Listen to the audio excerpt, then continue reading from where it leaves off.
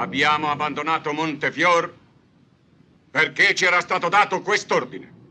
3.000 morti.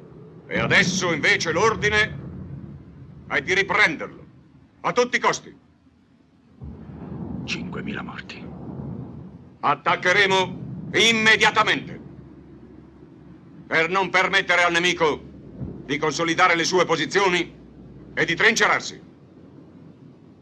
Questa volta non attaccheremo direttamente la montagna, ma l'aggrediremo lateralmente, al fine di isolare i reparti nemici che l'hanno conquistata.